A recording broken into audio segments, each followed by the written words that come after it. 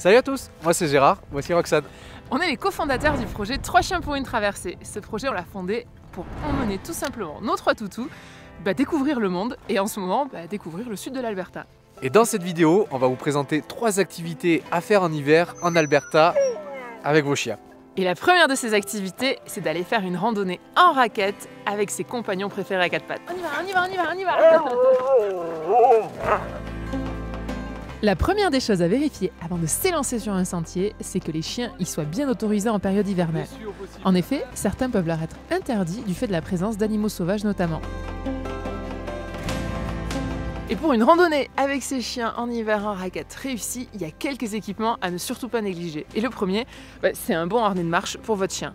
Ensuite, ça serait d'avoir une ligne amortissante qui vous relie à lui et qui, comme son nom l'indique, amortit tous les petits à-coups qu'il pourrait faire. Et le dernier équipement, vraiment moi que je trouve indispensable, c'est d'avoir un baudrier ou une ceinture que l'on met comme un baudrier d'escalade autour de nous et qui permet d'avoir un centre de traction assez bas et qui évite surtout de tomber quand il tracte un petit peu. Et la dernière chose que moi je trouve fantastique, c'est surtout qu'on a les mains libres plutôt que de tenir une laisse à la main. Du coup on peut avoir des bâtons pour bien se tenir sur le sentier. Et comme on est en hiver, il y a également un petit équipement indispensable, mais ça dépend de votre chien. Et nous, il n'y a que Texas qui en porte un, c'est un manteau. Parce que bien sûr les huskies, là il fait 0, ils n'ont pas du tout froid. Bien au contraire. Pour aller dans la neige. Mais Texas, elle supporte pas très bien le froid, donc à minima elle a ça. L'idéal serait qu'elle ait des petites bottines également, ça se trouve facilement, mais elle les supporte pas, donc elle en met pas, et pour autant, ses petites pattes vont bien.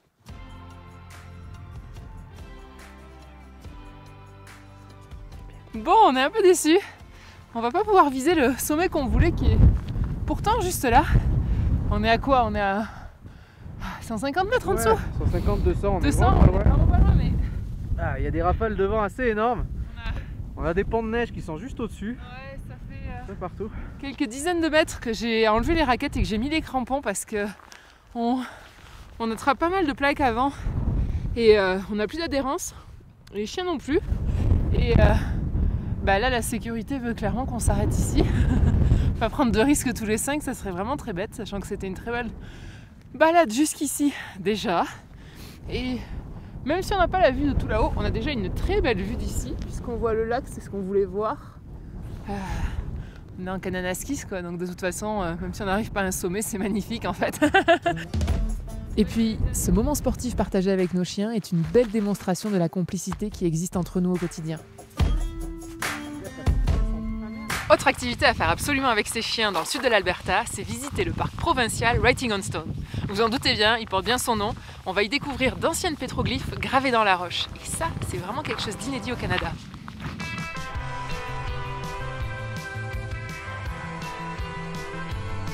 On a vraiment une impression d'immensité qui est assez grandiose. On se sent tout petit. Face à nous s'étendent en effet des prairies à perte de vue et leur végétation basse est si typique du sud de l'Alberta. Et au milieu coule la Milk River qui porte bien son nom en cette période hivernale. Et surtout, quand vous venez visiter Writing on Stone, il est important de faire attention aux serpents, car il est possible d'en rencontrer ici, donc c'est primordial de garder son chien en laisse et sur les sentiers.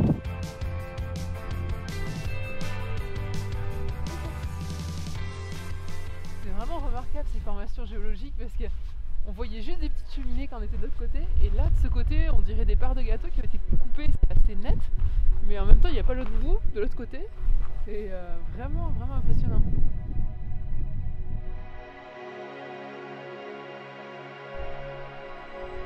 On est arrivé devant la plus grande scène qui est gravée ici dans le parc de Writing on Stone.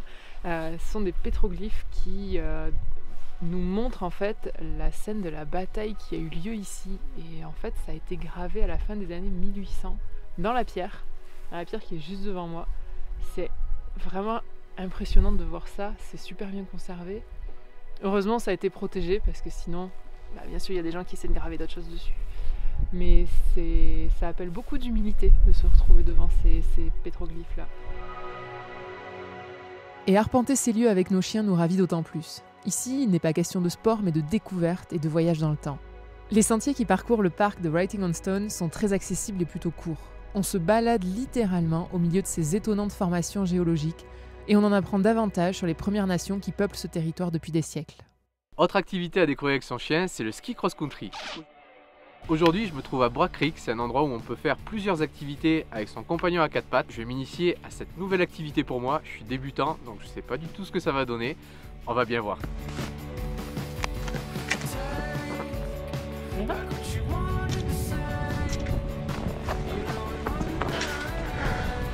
Ouais. Les conditions d'aujourd'hui sont vraiment idéales pour découvrir cette activité. En plus, on a un peu de neige qui tombe. Ça donne vraiment un côté féerique à ce sport. Ouais. Oh oui. Oh. Et au final, j'ai été rejoint par Roxane et la bande au complet pour faire un tour dans cette bonne neige. En plus, Kiki s'est emmêlé dans mes pattes. Hey Kiki. Et il y a également quelque chose qui est bien ici, c'est qu'en plus de pouvoir s'initier au ski joring avec son chien, c'est qu'on peut avoir ses chiens en liberté.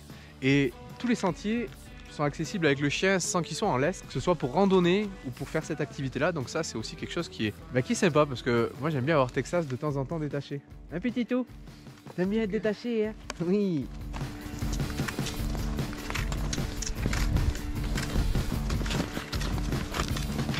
Tu m'avais trop donné envie là en partant avec Monsieur Nairock, donc je me suis dit il faut que j'aille chercher Doudou et que je fasse pareil, parce que faire du ski joring avec son chien, ce qui est bien, c'est que ça ne nécessite pas un équipement particulier. Bon, il faut des skis bien sûr, mais après c'est tout simplement la longe amortissante qu'on a de canicross quand on court avec eux, leur harnais de traction et le baudrier que moi j'ai sur moi pour être attaché à mon chien. Donc finalement c'est quelque chose qui est vraiment accessible. Faut juste trouver un petit peu l'équilibre avec son chien quand il tracte fort. Pour moi en tout cas, qui suis débutante en ski cross-country, mais sinon je pense que c'est encore une fois une belle activité où toute la complicité qu'il y a entre notre chien et nous peut se dévoiler. Ouais. Ouais. C'est vraiment une activité dans laquelle j'ai pris beaucoup de plaisir de la découvrir avec mon loulou. Et je pense que lui aussi en a pris pas mal. Alors Doudou, c'était comment la découverte de l'activité? Ouais. Doudou, il aimerait que je sois plus à l'aise sur les skis pour aller plus vite. Mais bon, pour une première, je pense qu'on s'est vraiment bien amusé tous les 5. Je suis contente de t'avoir rejoint, ça m'a donné tellement envie. Et on est tombé, on a rigolé. On a partagé un bon moment avec les chiens, en tout cas c'est à refaire. Oui, oh oui.